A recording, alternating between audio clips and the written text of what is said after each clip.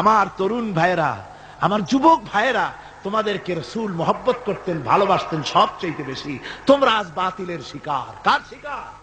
বাতিলের শিকার। তোমাদেরকে কি দেওয়া হয়? যে সব রাজনৈতিক দলের যুবক যারা তোমরা এখানে আছো, জিজ্ঞেস করি তোমাদের নেতারা তোমাদেরকে কি দেয়? দেয় অস্ত্র, দেয় টাকা, দেয় নারী ভোগ করার জন্য পয়সা, তোমাদের চরিত্র ধ্বংস করার জন্য সব রকমের হাতিয়ার তুলে দেয়। তোমাদের হাতে শোভা পায় কলম, হাতে শোভা পায় খাতা, হাতে শোভা পায় বই। বই খাতা কলমের পরিবর্তে তোমাদের নেতারা তোমাদের হাতে তুলে দেয় স্টেন গান, তুলে দেয় হেরোইন, তুলে দেয় টাকা। এরা তোমাদের নেতা নয়, এরা তোমাদের জীবনের দুশ্মন। জোরে বলো এরা কি?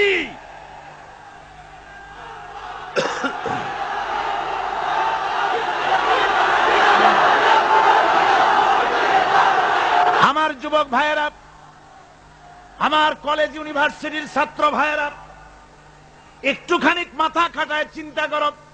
তোমার নেতারা যারা ঢাকা থেকে আসে বা এখানে বাস করে, ওই নেতারা যখন রাজনৈতিক প্রোগ্রাম করতে আসে, তখন কি একবারের জন্য তোমাদেরকে বলে, ও ছেলেরা তোমরা কি নামাজ ঠিক মতো পড়ো কিনা?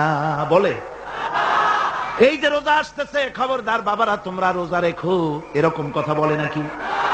তোমার ওস্তাদদের সম্মান করো, এ কথা বলে নাকি? বরং টাকা দেয়, পয়সা দেয়।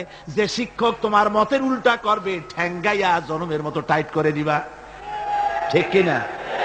তোমার নেতারা কি কোনোদিন বলে নাকি, ও আমার সংগঠনের ছেলেরা মা বাপের খেদমত করবে, মা বাপের সম্মান করবে, খবরদার মা বাপের সঙ্গে বেয়াদবি করবে না, সন্ত্রাস করবে না, অস্ত্রবাজি করবে না, মানুষকে কষ্ট দিবে না, এমন কোনো কথা বলে না? আমার যুবকেরা শোনো, ওরা টাকা দিয়ে, অস্ত্র দিয়ে, পয়সা দিয়ে, মদ দিয়ে, ওরা নিজেদের ক্ষমতা টিকায় রাখার জন্য তোমাদেরকে লাঠির মতো ব্যবহার করে। সুতরাং আজকে তরুণদেরকে বুঝতে হবে। তরুণেরা ভালো করে বোঝো, তোমরা রাসূলের সৈনিক। কার সৈনিক?